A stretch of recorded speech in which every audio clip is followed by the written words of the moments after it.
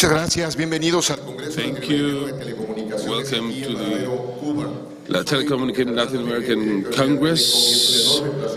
It's a great pleasure for me to have the opportunity of host this extraordinary event. I want to ask respectfully to the stage to the Minister of Communication of Cuba, Maymir Mesa Ramos. Please, Minister, welcome to the stage. I invite also my dear friend Pablo Bello, Director of Housing, Director of the TLC 2018. I invite Bruno Ramos, Regional Director of the Americas Office. Rodrigo de la Parra, Deputy President of ICA. Dear Rodrigo, please, the stage is here waiting for you.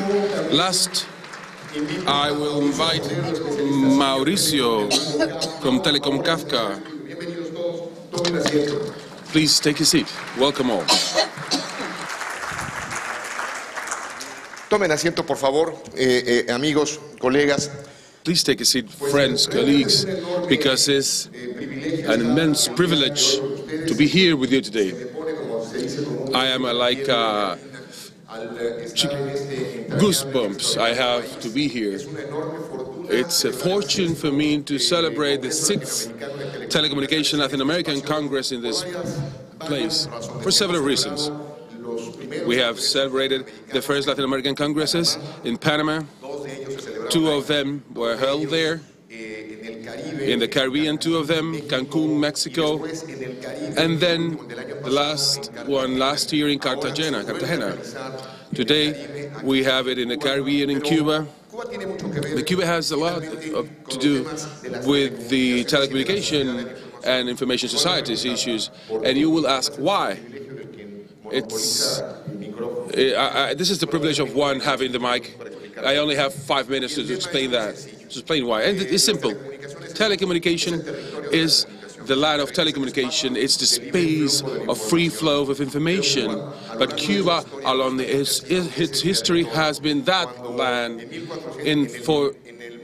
In November, October 1492, this continent was discovered.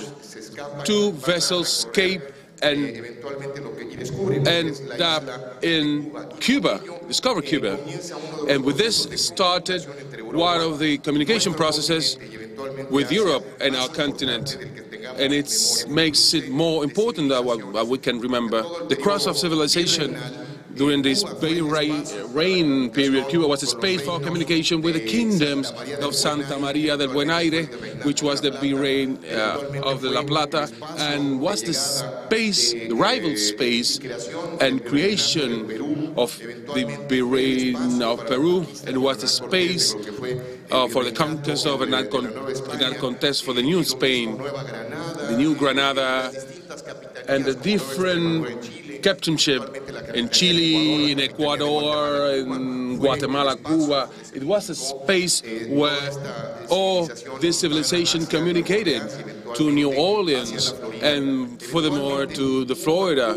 Cuba was the big space of communication of different characters, dear characters of our history. Simón Bolívar, San Martín, Chile, Sucre, and at some point Benito Juarez exiled and rolled cigars until he died.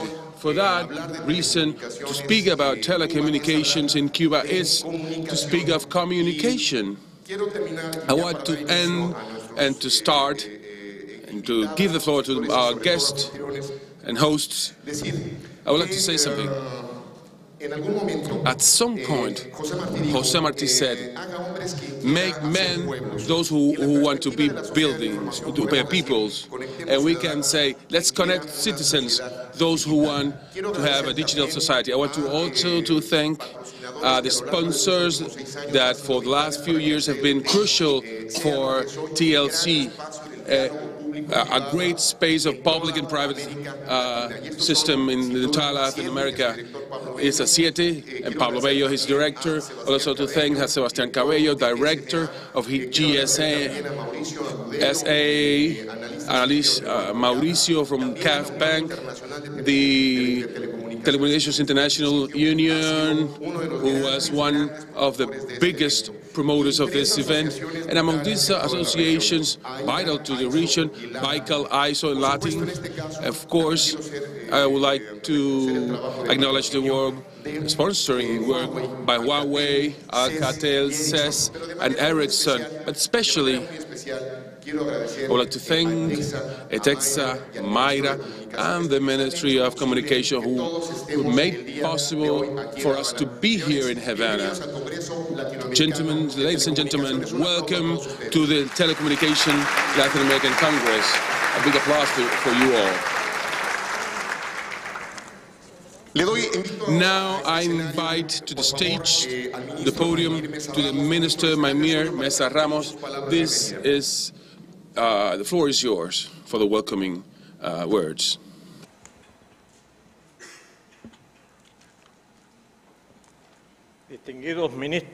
Distinguished ministers, heads of delegations, delegates, guests, highest authorities of the parties and the government of the province.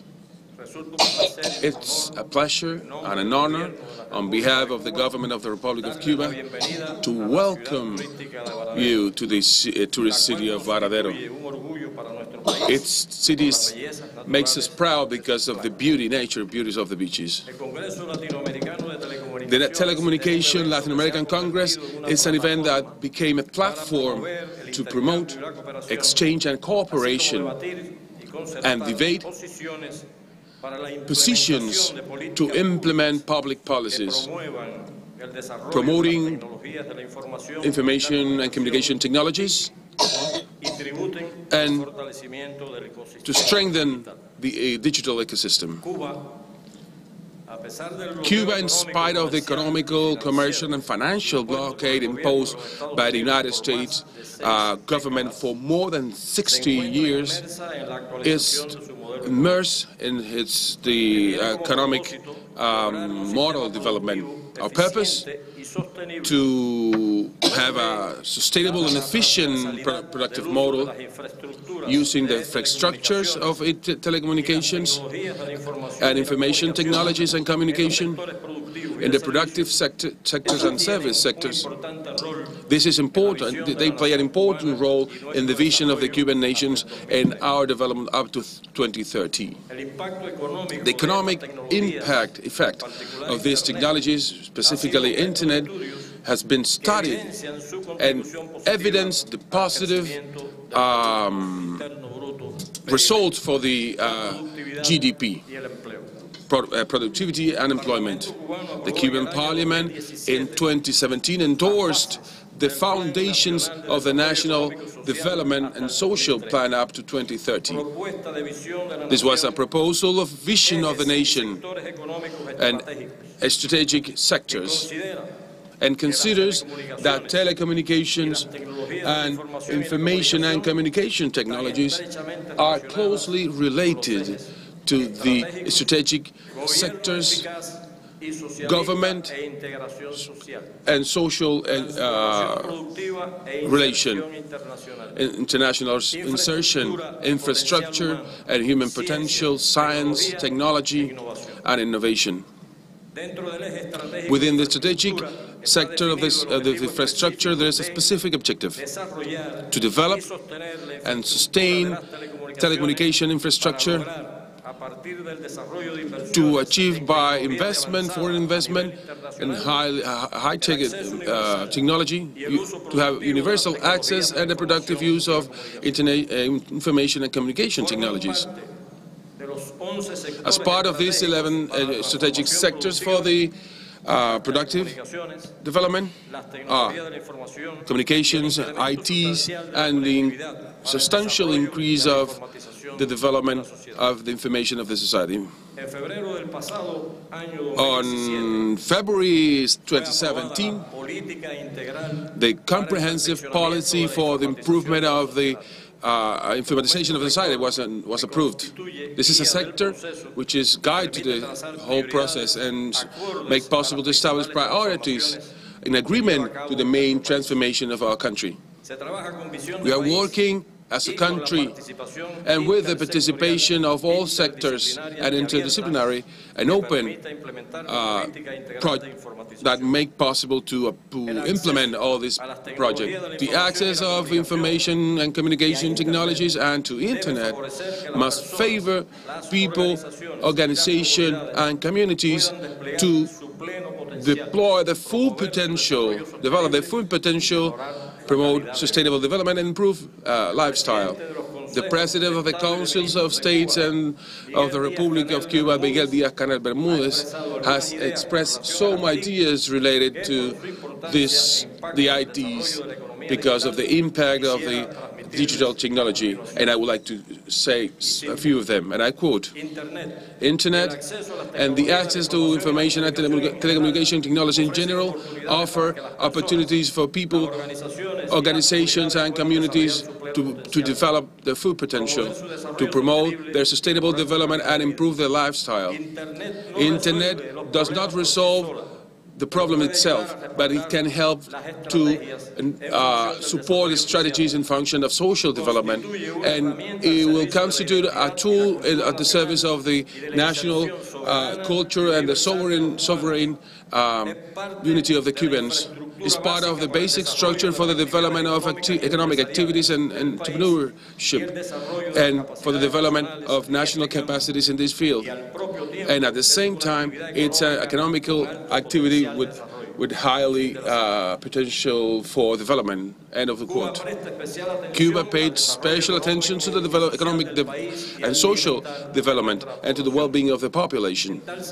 In this sense, there is a will by the party and the government to develop computer science in Cuba and the access of internet as a space for the access of information, social communication, cooperation that will contribute to foster sustainable human development. Cuba continues fostering the structure of information with internet in agreement with our possibilities.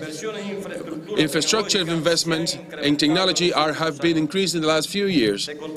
We continue working to increase the access level, accessibility and use of IT-related services. The amount of fixed lines per habitant is 11.5%. This is discrete, but it depends on the international trend.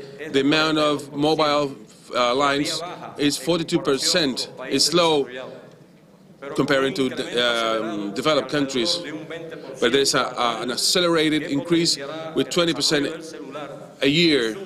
This will foster the use of cell phones and as a popular method to access internet. The access of internet of the population is given in public spaces, more than 1,500, and in homes as well, where the infrastructure is possible, and it will spread out through the mobile. There's around 1.6 million of citizens with permanent accounts to navigate online using the Texas service. That together with the other people who have access to internet from institutions, they amount 1.4 million of citizens connecting to internet. The youth club, Computers Youth Club, have continued its development, taking information sciences to all young people in the country and generally to the entire population. Today, we have 614 facilities of this kind. At least 2 Computers Youth Club in any municipality, including rural areas and outskirts. 4 million of citizens have been trained in these facilities, and they this help to share the contents and socialize the apps. The immense human capital formed by the revolution, it's there, and it constitutes the main strength to face the challenges ahead. The development of science is not possible without the ITs and Internet. The Cuban state promotes science, technology, and innovation in different areas and incentivizes that the scientific results must be applied, generalized in services and all spread out. The information sciences degree course is studied in every province of the country. Special attention should be made to the information informatics university, UCI, who has graduated more than 14,000 engineers in computer science. We cannot forget the participation of the Cuban women in telecommunication and in ITs. In Cuba, the access to ICTs is universal. No discrimination whatsoever because of gender. In Cuba, women represent around 40% of the labor force in ICTs. Dear guests, I reiterate it's an honor for us to share in this space with you all. I convey that the Cuban government will continue strengthening and developing massively the access and use of ICTs in every areas of the society, having a vision of nation and infrastructure with the national service integrated that will permit to develop national, economical, and cultural development of the society. Let's work for a connected, safe, accessible, inclusive world for all equal. Distinguished guests, I consider cuestiones tan vitales para el desarrollo de América Latina vinculadas a la brecha digital. We consider good the decision made by the government and the security of cyberspace, important issues globally and in the region. Cuba understands that the ICTs must be used to attain economic development, promote peace, knowledge, to eradicate poverty and social inclusion, and not to be used as an instrument to promote war, terrorism, interventionism, destabilization, subversion, and unilateralism. We ratify our commitment with the solidarity with other countries based on mutual respect and unselfless help. In this sense, we confirm our will, the Cuban will, to cooperate in the prevention and mitigation of cyber problems. On the other hand, the governance of Internet problems and the safety of the cyberspace are closely related. International management of Internet must be democratic, participative, based on the UN Charter, the international law, and multilateralism, as well as we should attain to the summits held in Geneva and Tunis. For all these, as I mentioned before, Cuba considers that we should continue seeking for international mechanism that should not be limited to the national context, binational or regional context, to face all these dangers in a more jointly way. It's key to eliminate all the obstacles to have access to technologies by the developed countries. We must take care of the infrastructure deficiency and the capacity of these countries to face these challenges. We have joint efforts to reduce the digital divide between countries, developed and developing countries, in terms of connectivity, innovation, and access to the ICTs. I thank, on behalf in the name of Cuba, to the organizing committee of the event for choosing our country as a venue for this time, where we have delegations from several countries in the region and others that are from government representatives, international organizations, companies, regional organizations, the academic sector, members of the civil society, among others participants. I thank also the sponsors of the event who have contributed to this event with the quality that identifies us. I just have to say, to wish you a good stay in our country, the biggest of the success in the debates that will be we will held here in the program. Again, welcome to Cuba. Thank you very much.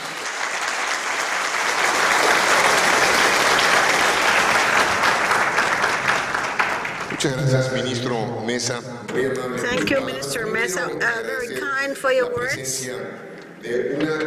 Thank the presence of outstanding delegation, the authorities from Latin America, and also all the operators from the region in telecommunications. And I grant the floor to Pablo Bello.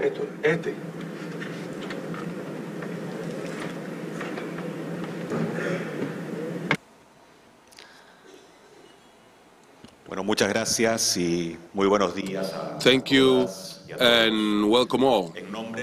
On behalf of GSMA and ASIET, it's an honor to welcome you to the 6th Telecommunication Latin American Congress. It's a pleasure to meet us here in Varadero to celebrate this event for the first time in Cuba.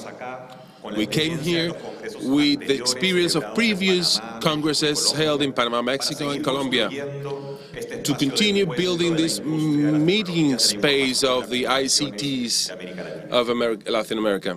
I want to thank the Ministry of Communication of the Cuban government, especially Mr. Mesa Ramos here, the President of ATEXA, Mayra Arevich Marin, for the support given to make this event possible.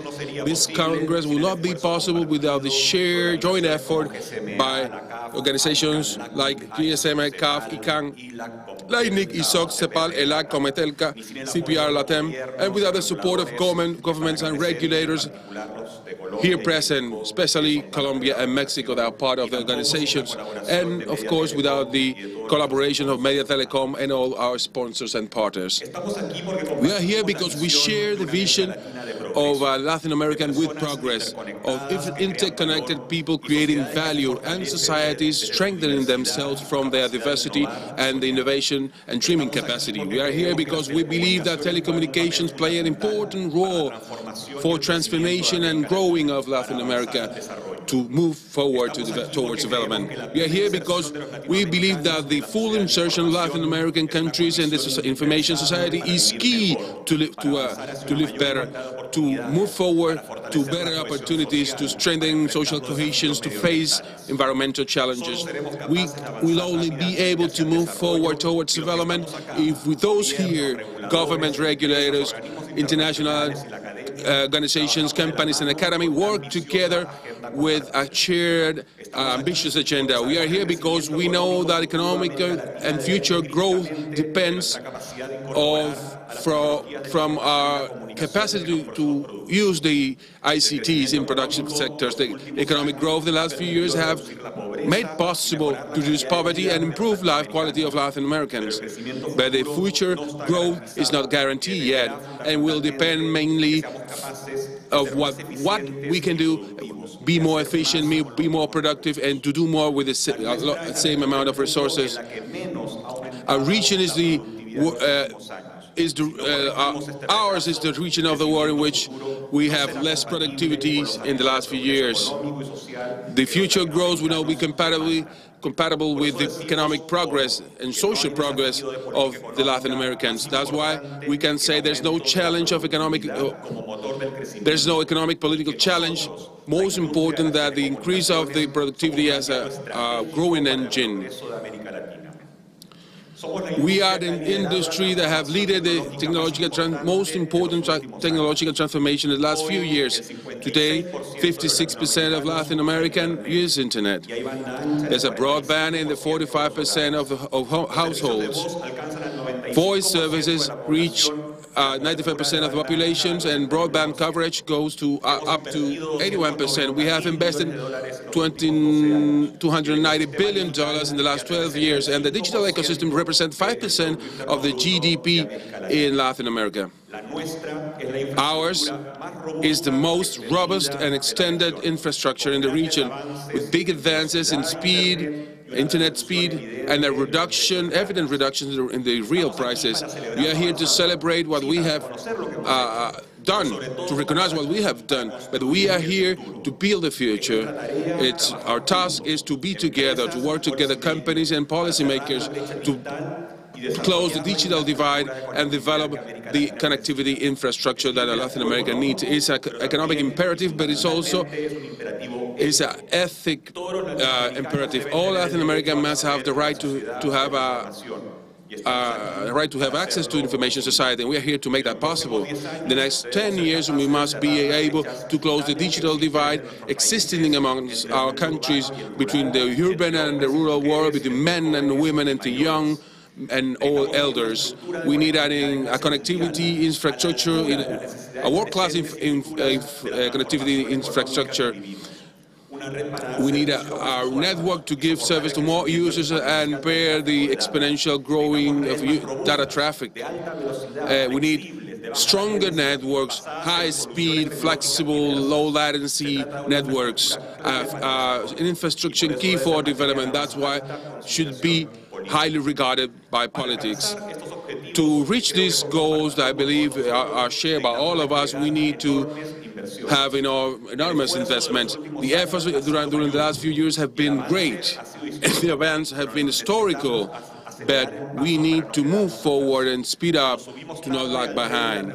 We jump on the train of the Industrial Revolution. We cannot lose the digital revolution. To incentivize the connectivity network, the investment should be a priority by the public policy. It is key to forge a new generation of public policies to favor investment in the era of convergence. This Congress is an invitation to dialogue, to define ambitious and viable goals, and from that point to propose initiatives for shared goals, to make policies, state policies that help each country. We are here, but almost all, because there are some who, from living in other times, who make this harder.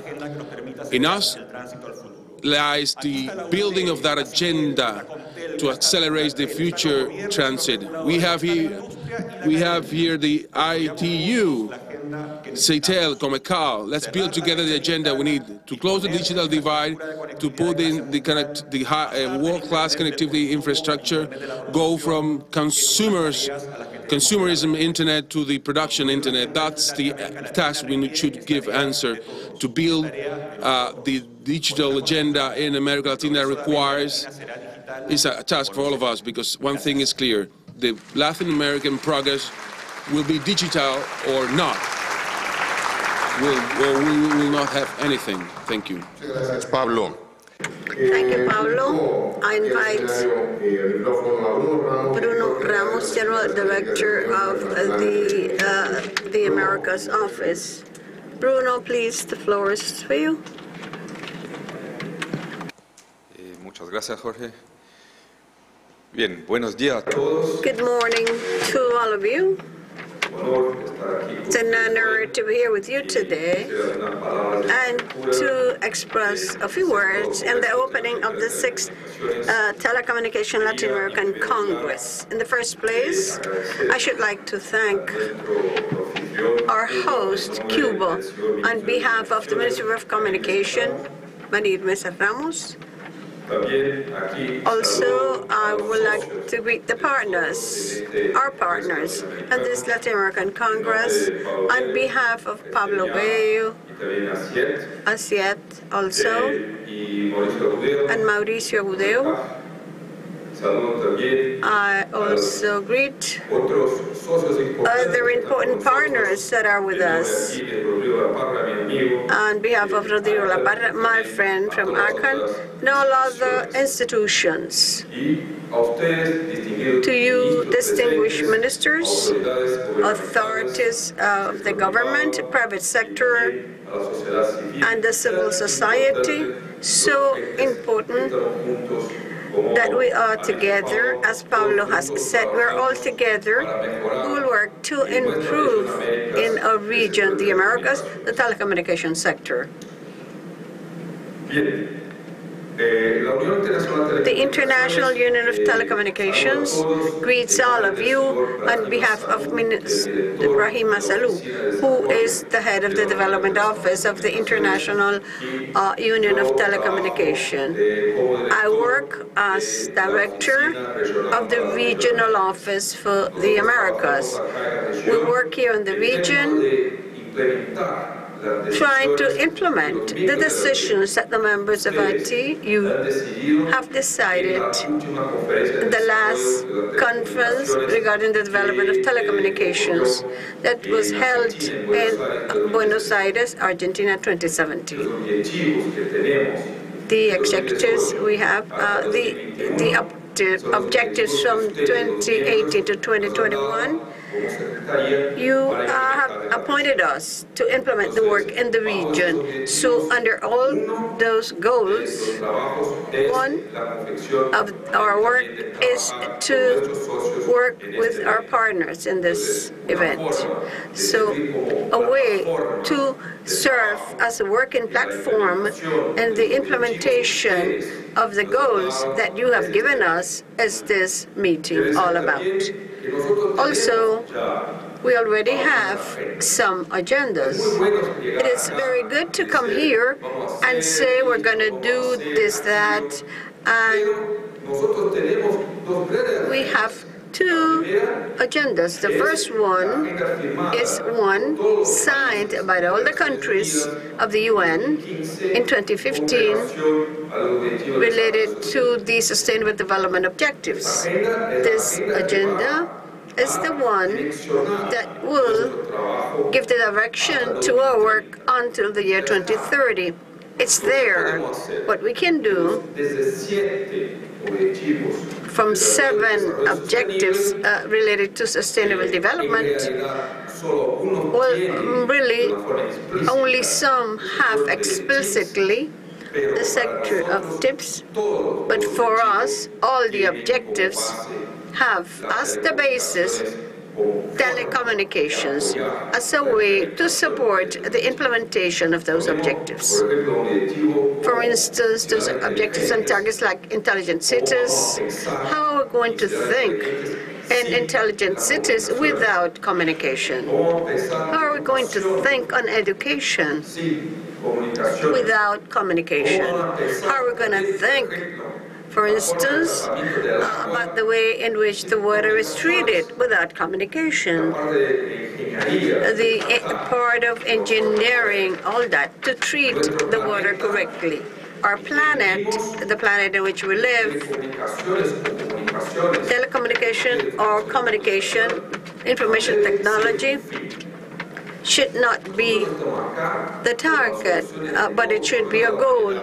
We are here not to solve all the problems of humanity. However, our CERT can support a lot in terms of the implementation of these objectives.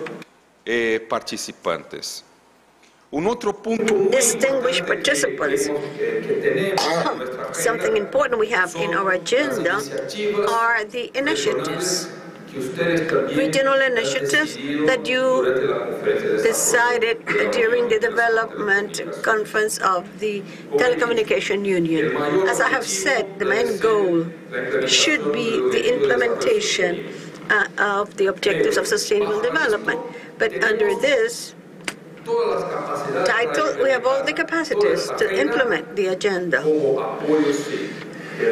Support, yes, but in sectors of telecommunication in the Americas, we have priorities in the short term. In the short term, you have decided 5 regional initiatives. I wanted to leave with you a version of how we can support you in those priorities. One is communication among enterprises. We have several countries in the Caribbean. It happened last year, a very serious situation regarding this time of storms. So emergency communication is it's a priority we have in the region. We from OIT have an agreement with CITEL, with the partners, with COTELCA and CTU regarding the Caribbean. The work that will be done in 2 or 3 years.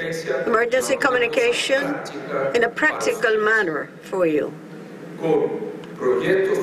With practical projects in the short term, in the coming years, our work will be to try to carry with practical projects solutions to you that may bring concrete results. We have another priority that should be accessibility.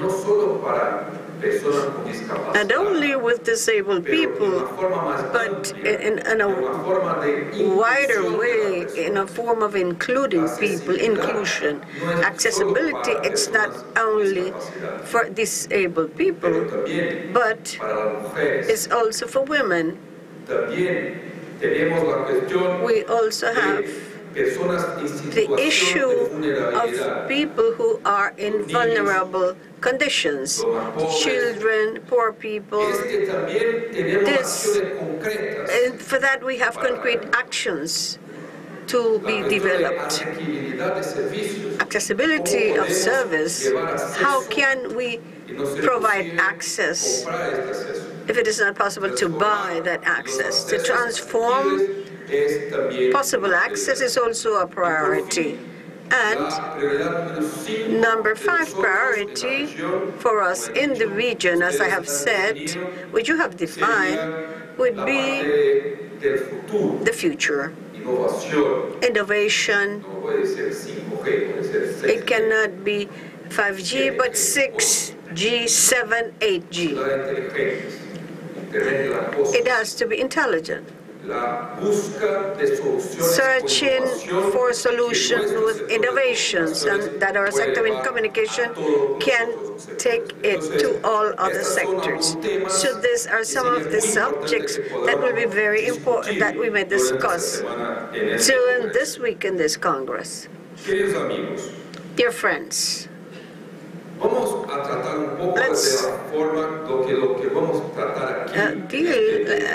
look at what we're going to deal with in this Congress tomorrow.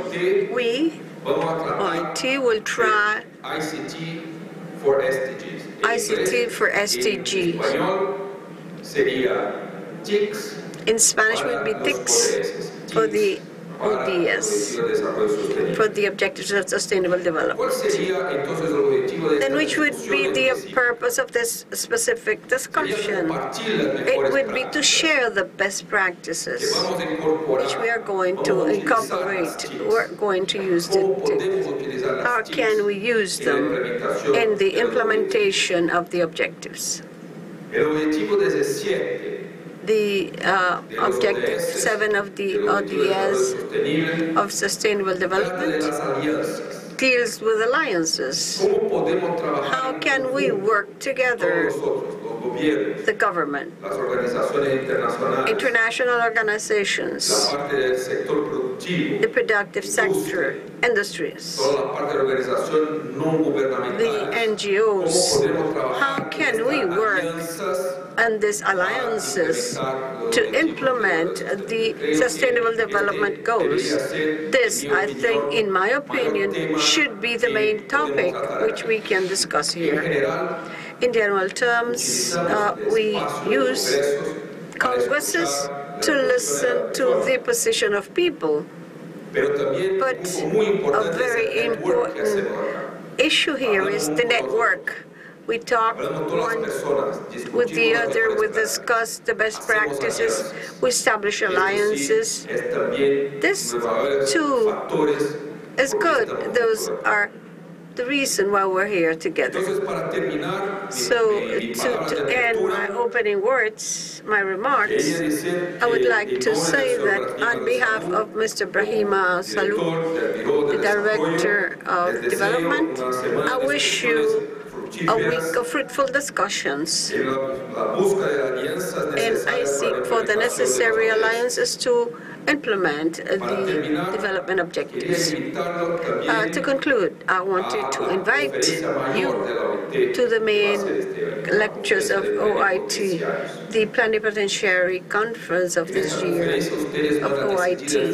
There, the future of the Union will be decided, and in that conference, you will decide the working plan for the coming years, the structure of how to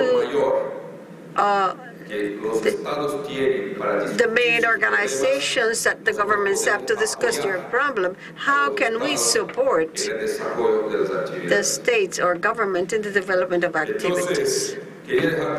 So I wanted to warmly embrace you on behalf of our union, and that I hope this week we may have discussions that will take us to another level of discussion and to be able to transform through the text the world at home with social inclusion for all. Thank you.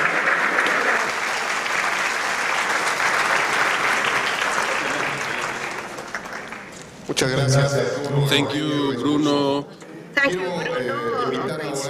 I now call on my dear friend Rodrigo de la Parra, Vice President of ICANN. Rodrigo. Muy buenas tardes a todos. Good afternoon to all. Distinguished Minister Amir, thank you for receiving us in this place.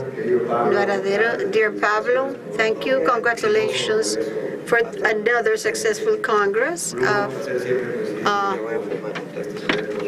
CLT. Bruno, a pleasure to share with you, and Mauricio in complicity to help holding this meeting with you.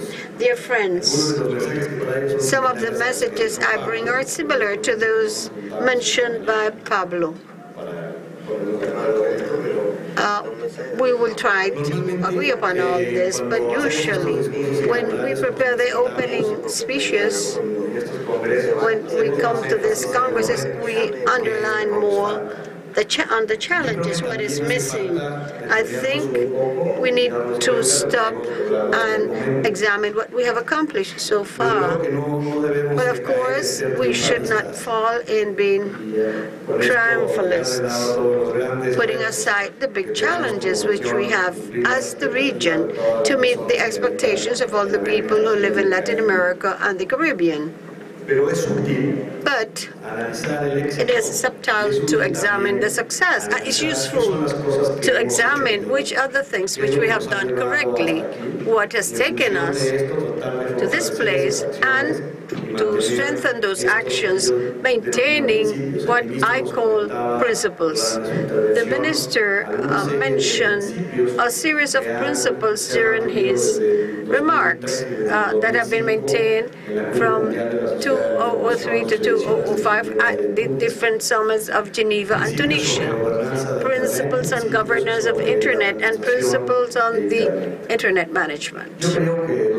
I think The most important thing to be underlined, aside from the opening, the clearness, democracy is the participation of all. The participation of all in Internet is indispensable to have the successes which we have accomplished and will continue to have. I could add perhaps to these principles which we have always had. Remember, Internet has flourished without having to promote or regulate it centrally, but it is the effort of all and each of the sectors that collaborate in the network. The most important that exists at present in Internet is to generate confidence. The main challenge on which we have worked is access to Internet. And it would be regrettable to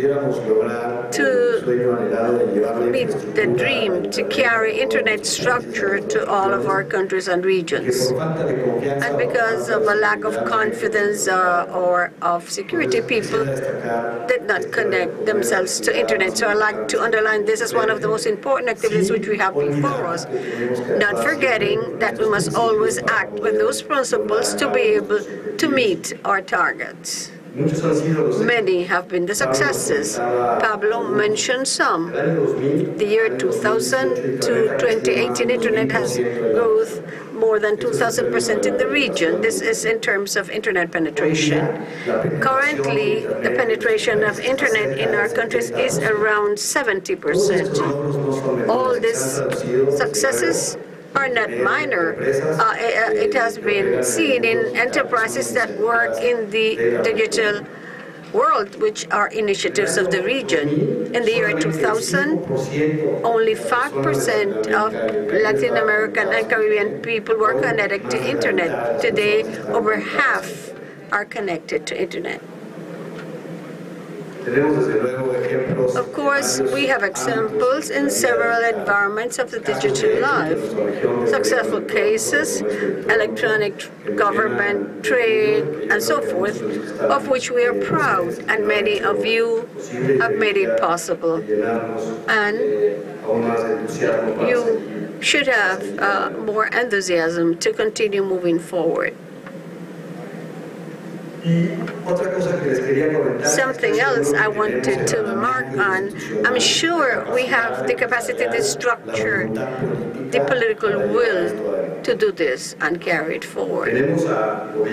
We have government, ministries, secretariats, superintendency, regulators that are ever more committed to accomplish these objectives in an open way, opening interaction spaces with the civil society, with the industry, with the technical community, and of course, keeping in mind the public interest. We have companies, operators,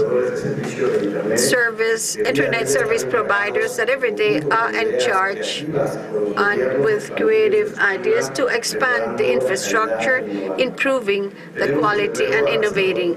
We have developers, generators of content and applications in Internet that constantly surprise us with the new things which we can do. All this under an environment of freedom and innovation without having to ask permission.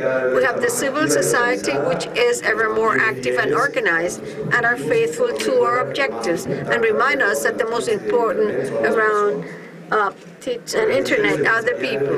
Entrepreneurial international organizations, of course, are partners of ASEAN and SMA. International institutions, intergovernmental institutions like the Union, ECLA, where we prepare the digital agenda for the region, CETEL, that we meet frequently to plan our regional displays and international events, Regulatel, among others. And of course, we in the technical community work daily to maintain the stability and operations. The Development Bank also protected by the ecosystem, academicians, analysts, and consultants that help us to bring all this information analysis. All of us have roles and responsibilities. We must commit ourselves to promote this environment of many parties interested to continue promoting the dialogue and taking care of those principles, because those are what have brought us here. The Latin American Congress of Latin America is one of the most important platforms in the region to facilitate this multi-sectorial dialogue. We must use others which we have, as the Internet Governance Forum in the region that will take place at the end of next month in Buenos Aires, Argentina. I would love to have all of you there. Friends, on behalf of my colleagues from the technical community, Oscar Robles, Executive Director of ACME, and Sebastián de la Gamo, Director of the Regional Office, and on my own behalf, we thank the opportunity you have given us to share the organization of this meeting, and we want to invite you to the panel that will take place this afternoon, where we shall examine the challenges and problem of access to Internet. We will examine how we're doing, what is missing from a mission of many parties interested. We will have government representatives of technical community, of companies, and I hope will be of your interest. With this, I end my welcoming words, and I wish you all great success. Thank you.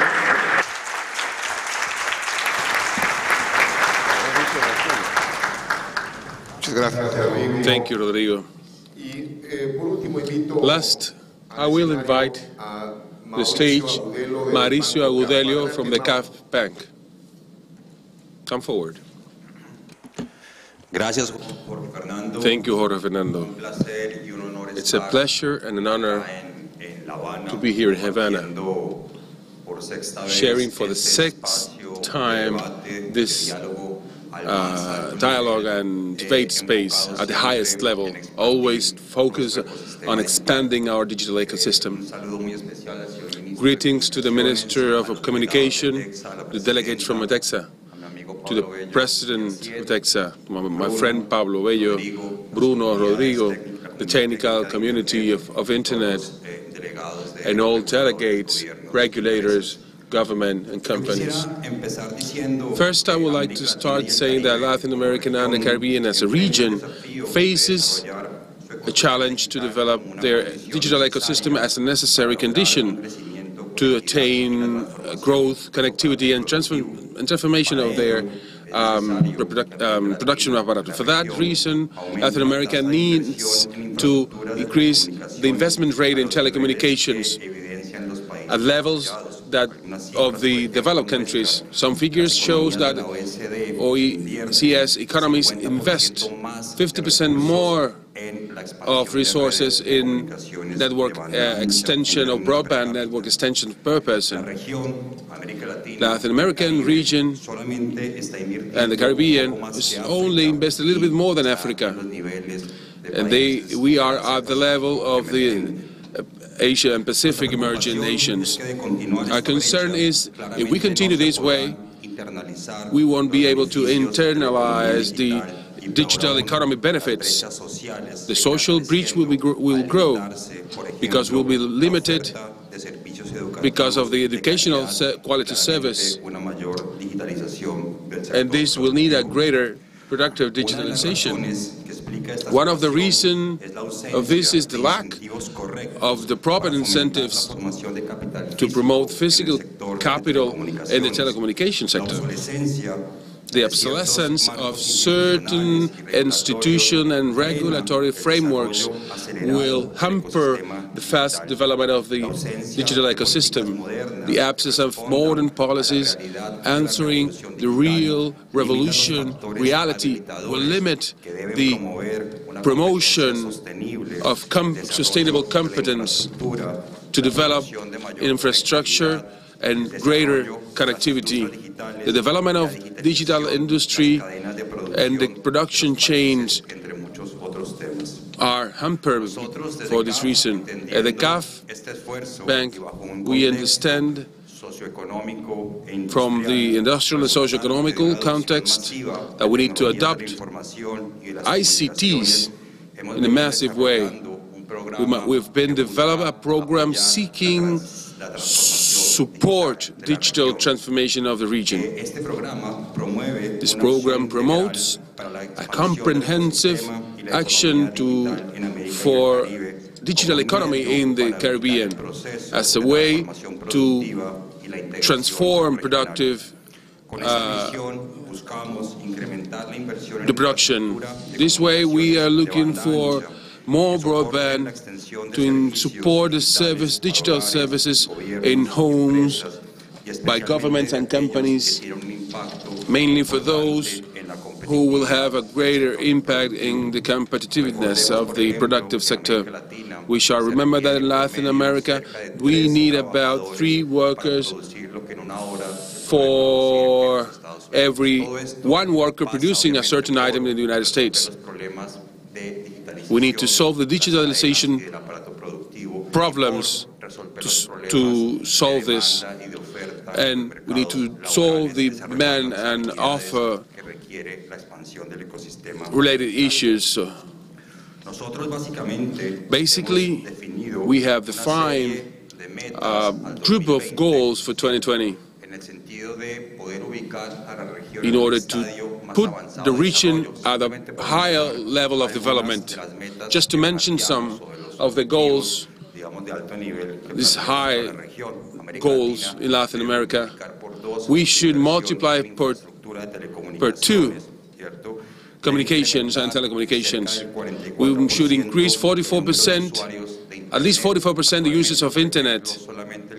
Currently, we only have 46% of households with access to broadband fixed internet, as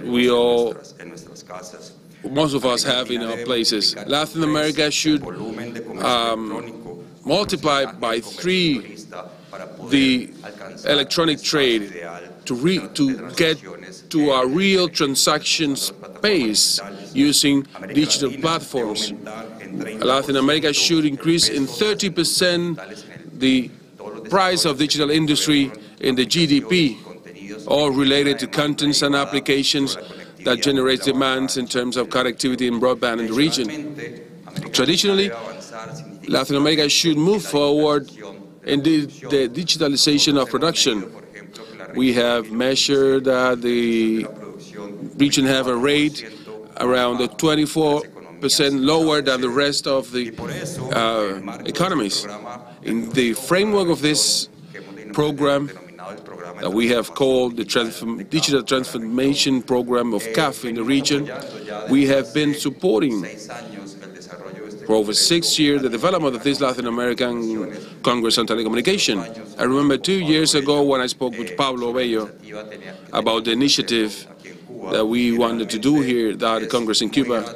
And it's a pleasure to see how we achieved that goal and the idea of expanding to other countries the development of this Congress.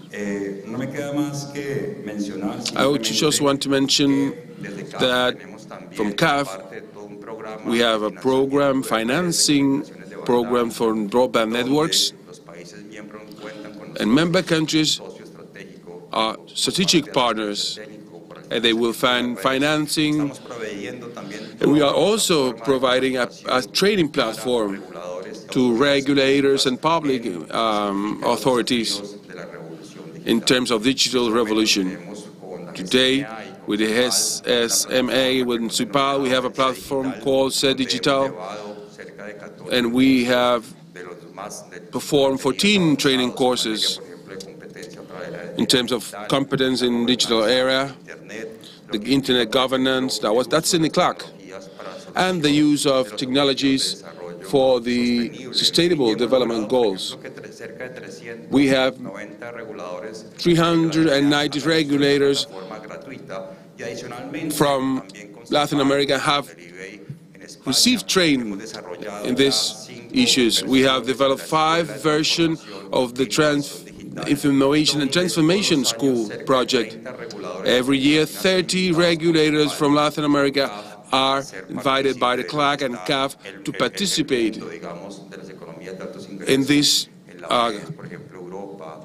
in conferences in Europe, and we invite experts from the United States, courses on digitalizing economies.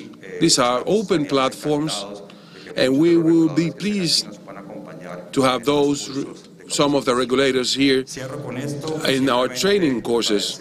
That will be it. Again, thank you for the hospitality of Cuba. I hope the next few days be fruitful for all of us. Thank you.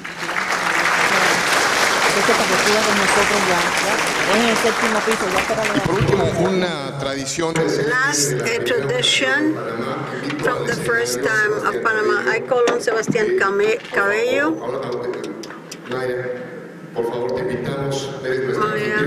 You are host, and Sebastián Belagamba and Oscar Robles. Please come for the picture.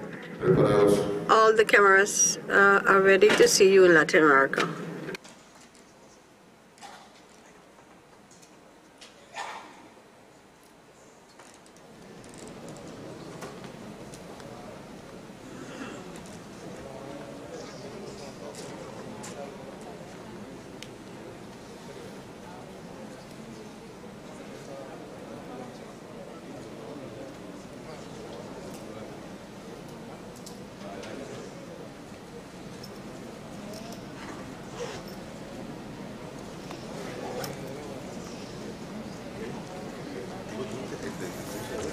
Pues un aplauso, muchas gracias, y comienza el Congreso. Thank you, and the Latin American Telecommunications Congress is opened. Don't leave the room, please, because we will continue after this.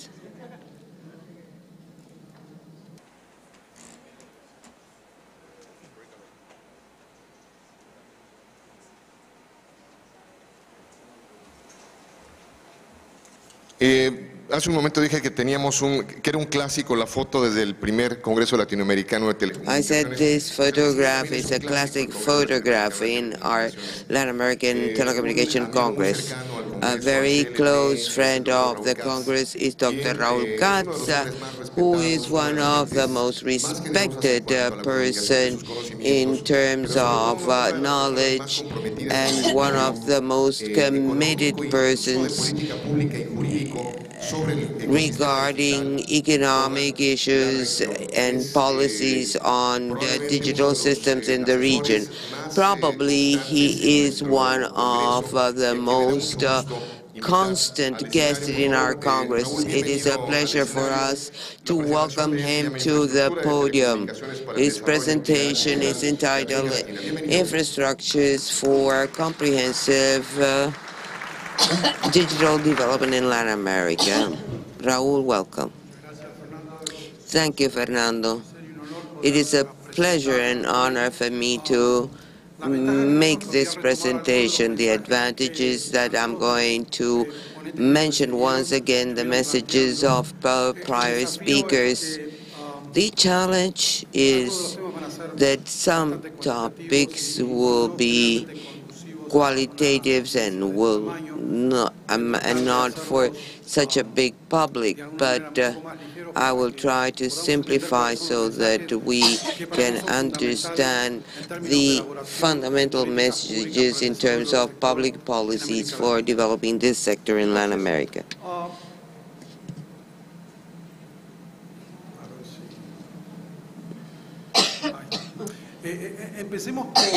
Let's start with the context. I think it has already been mentioned, but I think we should state it in clear terms. Productivity in Latin America is not growing.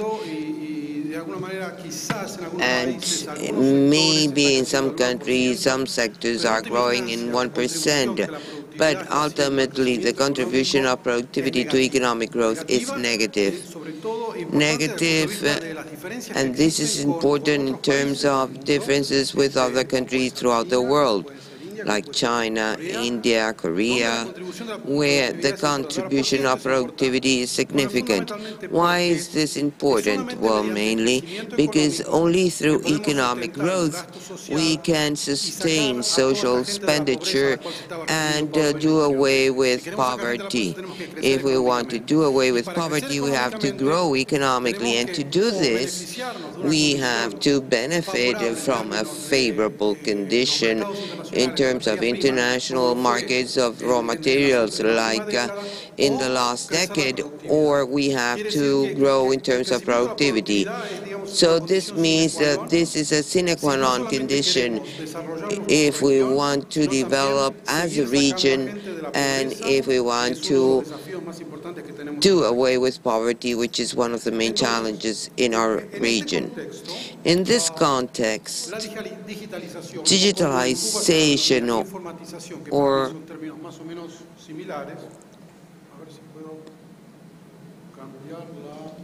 let me see if I can change the slide. The relationship between digitalization and productivity growth is a direct relationship, and though these graphics show this direct relationship, more digitalization, more productivity growth, multifactorial productivity and work productivity. This means growth of capital and other inputs.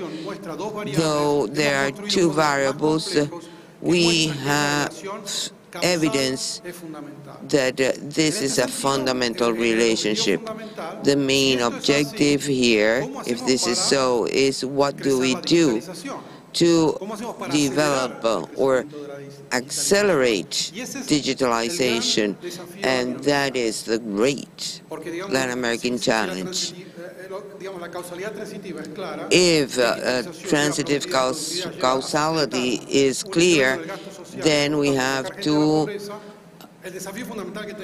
increase our economic growth. We need to develop digitalization. So, what are the conditions today to materialize all this? First and foremost, we must recognize that telecommunication traffic is increasing exponentially, and it will continue increasing in the future. Today, at world level, telecommunication traffic is growing 23%. Same thing happens in Latin America. So, telecommunication networks must continue being deployed, expanded in their capacity to accommodate this growth, this exponential growth of traffic. It's interesting to see that one of the most important factors is not necessarily the traffic among companies, but the traffic of all of us.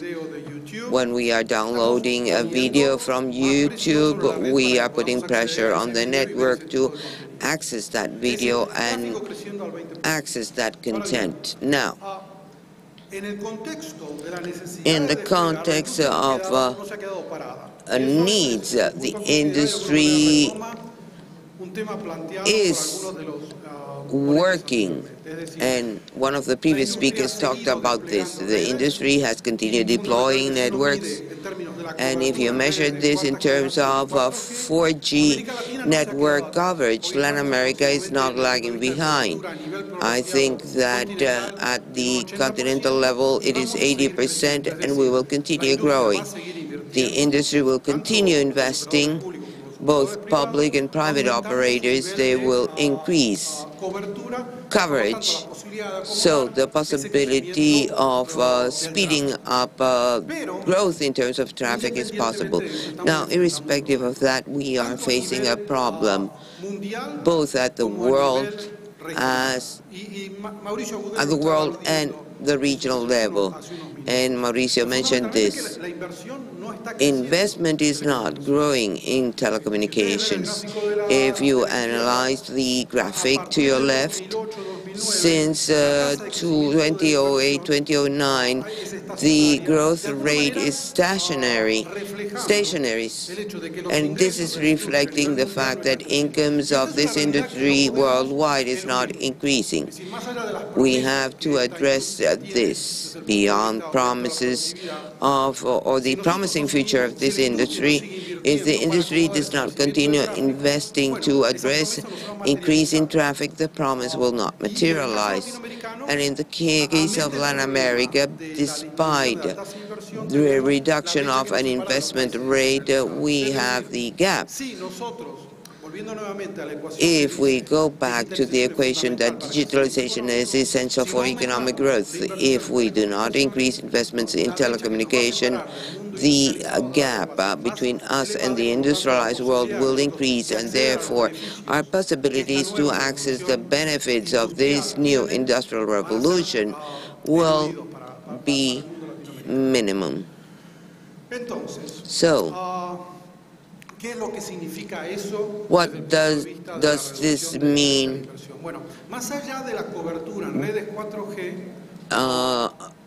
Beyond 4G coverage, Latin America has gaps.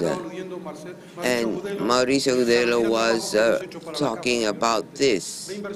Investment by inhabitant in telecommunications in Latin America is $42. In the case of OECD countries, it's 140. That is 3 times more, a little bit more than 3 times. China, it has 26, but there are 1.4 billion Chinese.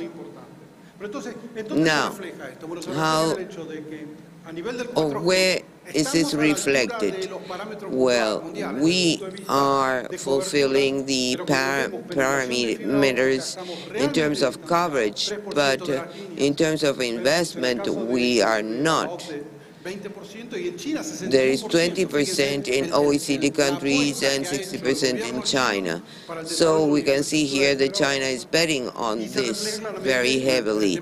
And this is reflected, of course, in terms of speed, particularly in fixed broadband and mobile or wireless broadband. If we cannot guarantee sustained investment to reach the investment level of those countries betting on this revolution, the gap will continue to widen.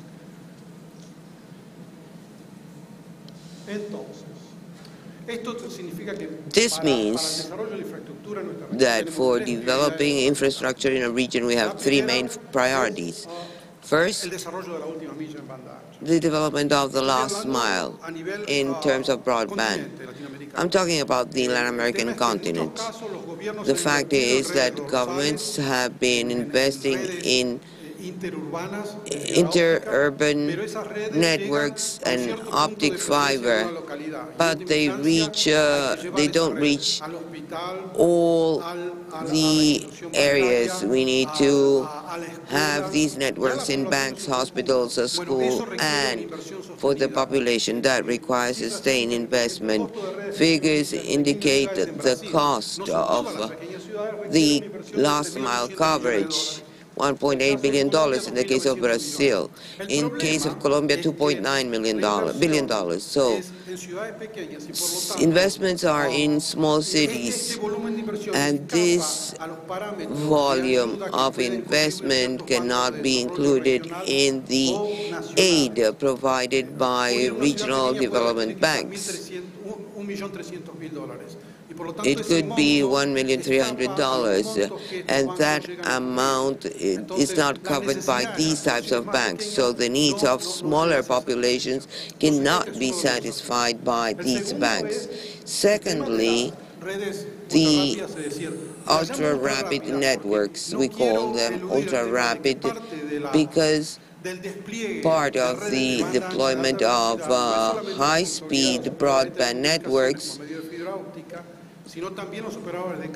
is not only done through optic fiber, but also through cable. For example, in Argentina, they are services over 100 mega.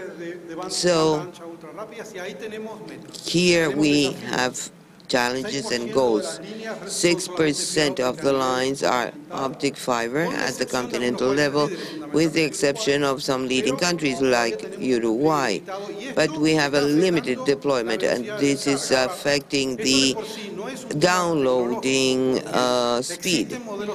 There are ergonometric models developed by Sweden that indicates that doubling downloading speed generates 0.30%, because this helps to create markets or develop markets, efficiency in goods and service trade. It's not a problem that we want to see more Netflix. The problem here is that this makes the performance of society much more efficient. And the third challenge is the 5G. 5G deployment. This is fundamental because this represents a clear input from the point of view of digitalizing production and lack of public services, everything dealing with intelligent cities. So as a continent, we are lagging behind. We are lagging behind in terms of, or compared to what is happening in Asia. And the problem is investment. 5G is not the same as 4G or 3G because of densification of cells, growth of backhaul, communication between cells. In the case of UK, they're talking about $57 billion to deploy 5G in the whole territory. In our case, we have made an analysis for the United States where they will be needing $646 billion. Of course, that includes urban, semi-urban, and rural areas. Nobody's going to invest so much, and the state does not have enough money to invest. So this is a challenge because we would be perpetuating a duality between advanced urban areas and rural and remote areas that are not benefiting from this technology. This is a challenge also if we want to increase production. So we have three investment challenges in a context where investment is not growing, despite all the efforts. Latin America is investing $20.9 billion per year in terms of telecommunications.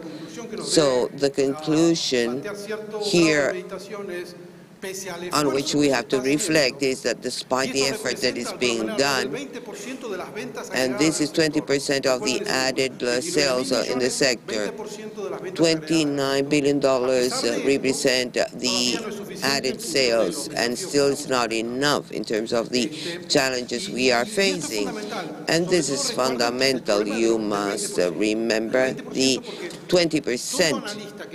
Any analyst that examines this is looking at that number. If a company invests less than 15%, then you will have a question mark you don't know if they are betting on development in a market of conventional values, of course. So 20% is a very important value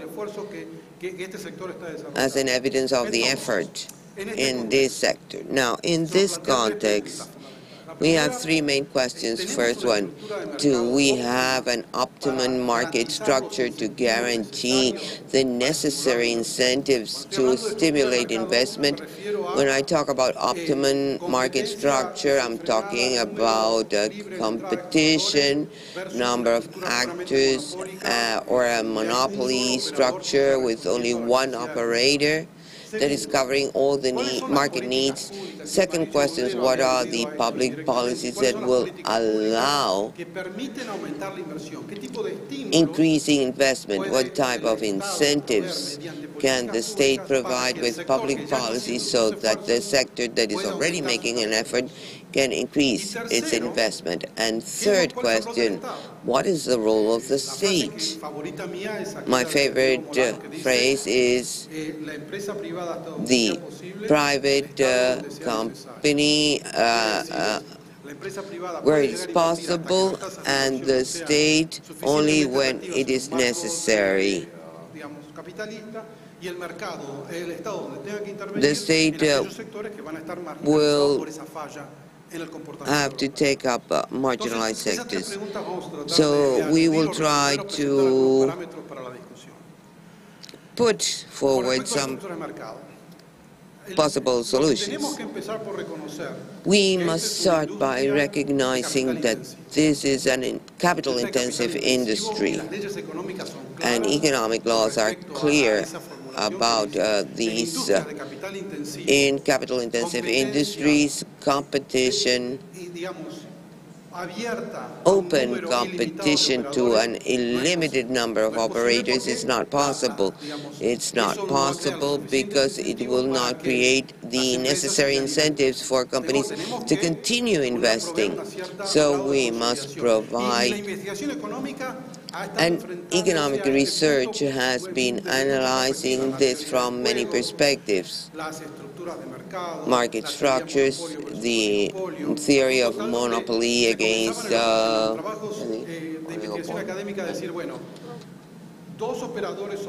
two operators or two participants in a market are not enough, 6 are too many, because they don't create enough incentives. So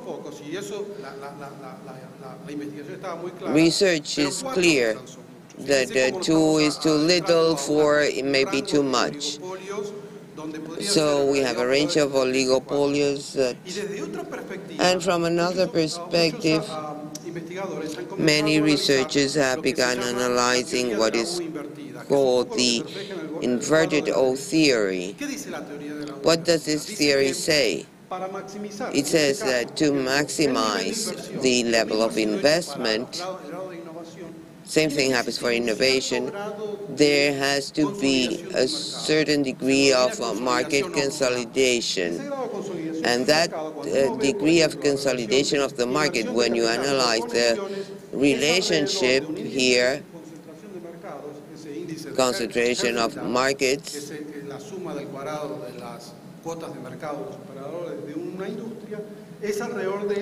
is around 4,000. And this we have seen in pay TV in Latin America. The U.S. Justice Department says that the optimum would be 1,800. But that would be minimization of the investment. So we have to, if we go back to this concept of optimum market structure, we need the exact number of operators. If we have an operator that has 50% quota and the rest are operating under this umbrella, benefits will not be significant. So we need rivalry here.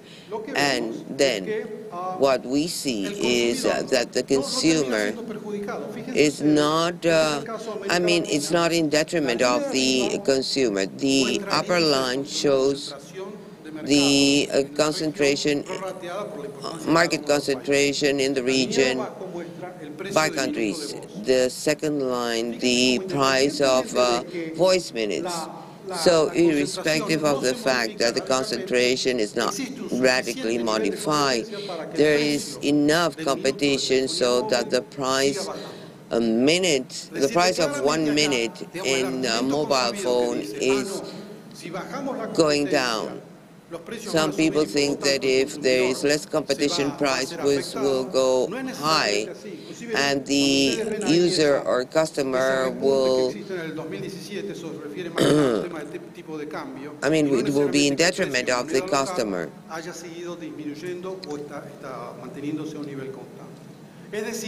So this means that if I want to maximize my investment, I need a sustainable level of competition, and I'm not affecting the customer because the customer continues to benefit from this in terms of prices. So what do we do? I have a consolidated structure, but I have to maximize investment when the industry is investing around 20% of its sales, which is quite an important figure. Except if it is a public operator where the main objective is to address the needs of the clients. The rest of the sector, which is the private sector, will have a problem if I say you have to continue investing, because telecommunication industry in Latin America represents more than $100 billion of the GDP. When I said 29 billion, that was the previous year. Now,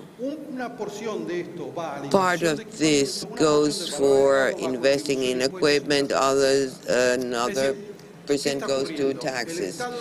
So what is happening? The state is using the industry from an asymmetric point of view. I am getting income to maintain a certain level of public expenditure, but I cannot cover all needs. So I'm limiting the investment rate. I'm not defending here reducing taxes, since the world has been a world. This is valid. But if we could reduce some of these amounts, then we can use this for investing in infrastructure. And we have to be rational. I'm not saying that every dollar has to go for investment, because any private company that has a $1 benefit or taxes are reduced are not investing that dollar. They are investing 85 cents only. So we have to be realistic. But there will be certain impact if we reduce some of these figures that somehow are asymmetric.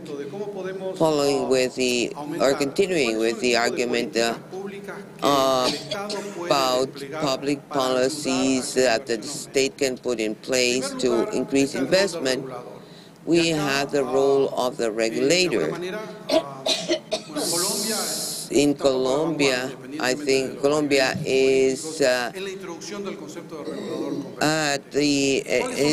being a vanguard in this sense. Now, we have the other side of the coin. If I assume that we need a consolidated industry with at least four actors, we need to have strong actors, because the risk of this would be that if I don't have technical capacity in the regulators to control or anticipate and intervene with solutions so that we can solve certain mechanisms, then we will have a problem. So we need a strong regulator that recognizes that the digital ecosystem today are not telecommunications. It starts with digital contents and ends with equipments, and the value chains are integrated. So if I don't analyze the value and I focus only on classical issues of telecommunications, I cannot regulate the sector. We need an integrated and strong regulator. Then we have to create incentives for investment. We must recognize that there are asymmetries in the taxing framework. So we need a certain equality in terms of contribution, not only among the participants in the chain of values. Thirdly, the state has to be involved directly in the sector.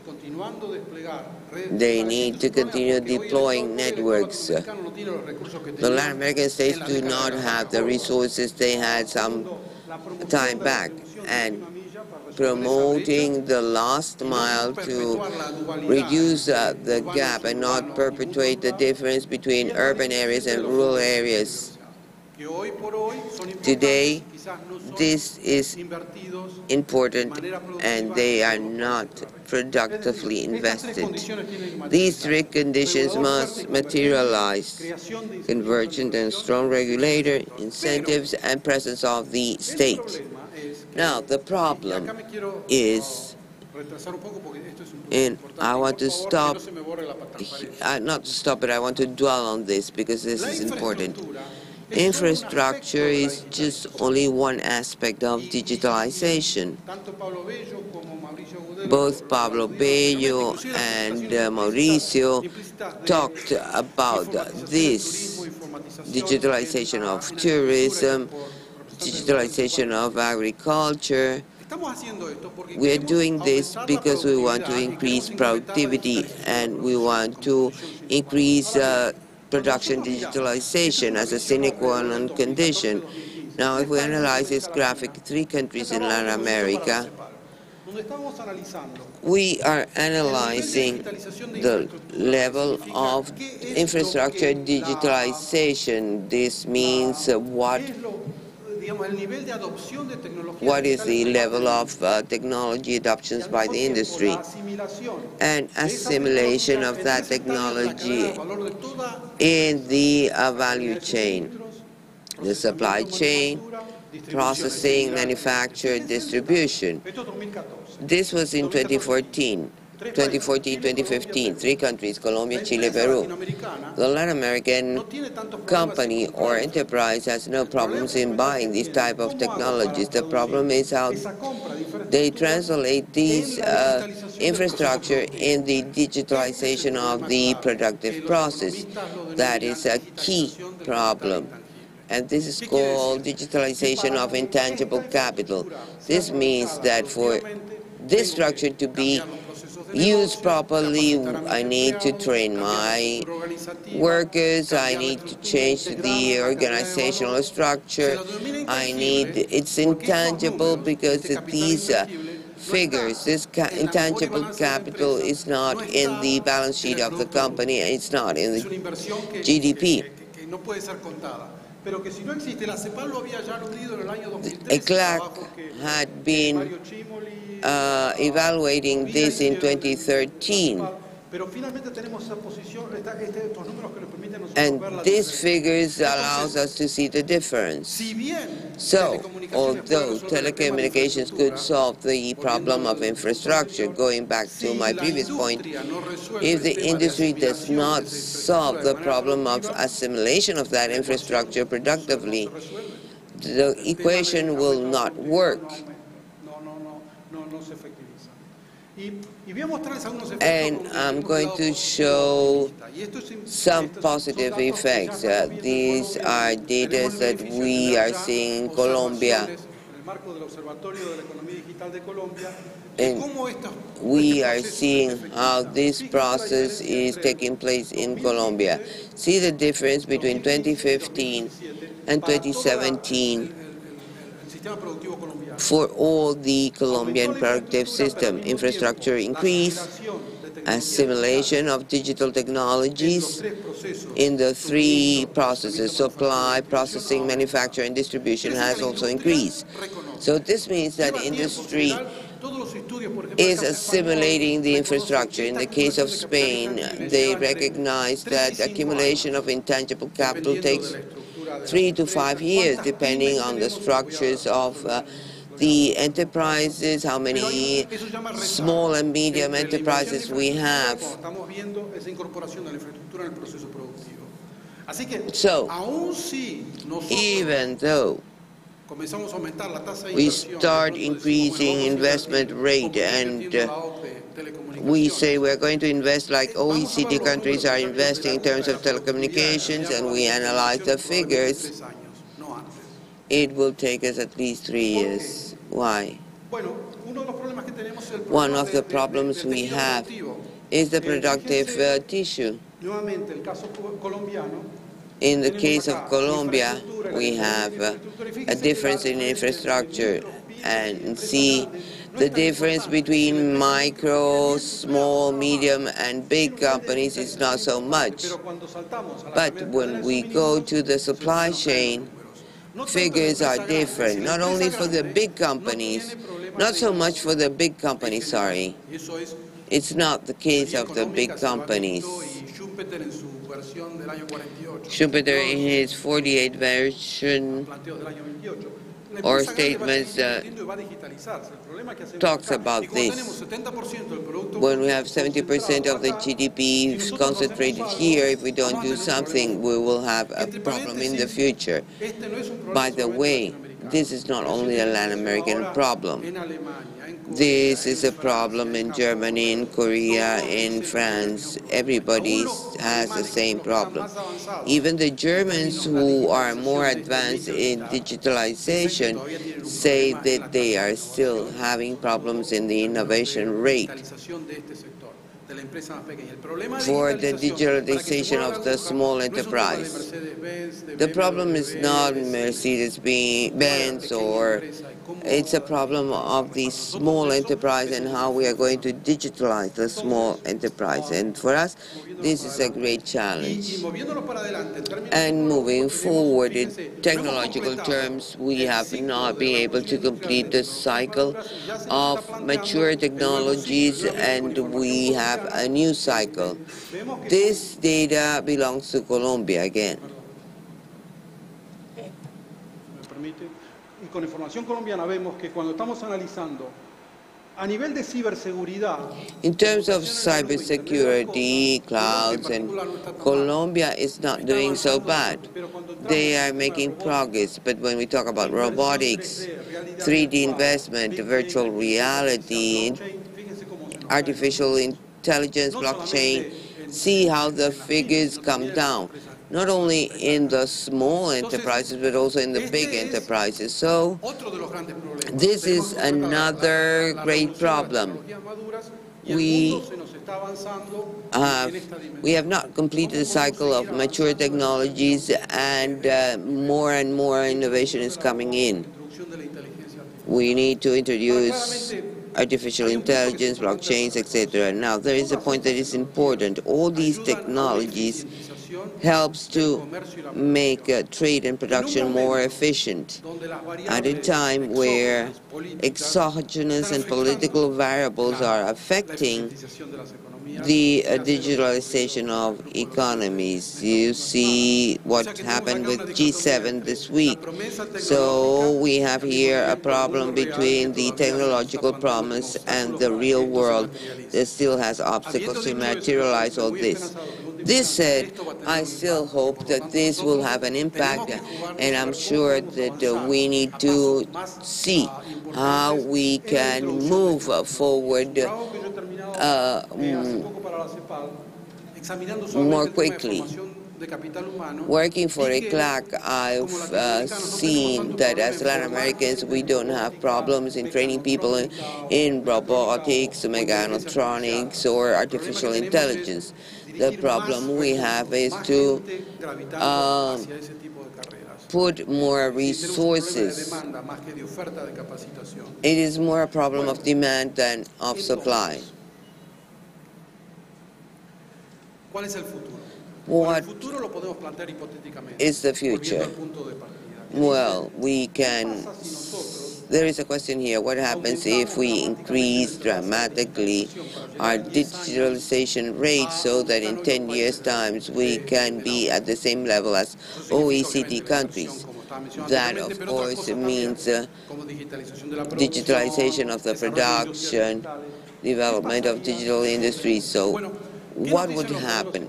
what does economic models tell us? They say that if we can reach this growth, our per capita growth will increase according to the relationship I showed you at the beginning of my presentation, and productivity will increase 0.67%, and we will reach historical rates so that we can do away with poverty and move on with $700 billion between 2007 and 2030, and the generation of more than 400,000 jobs.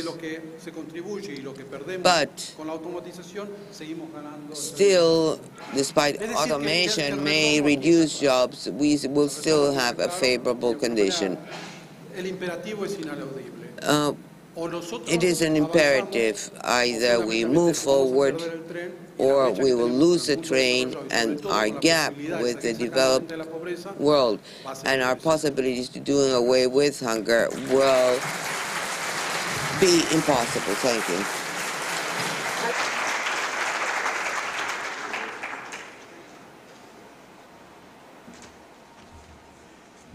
Bueno, pues well,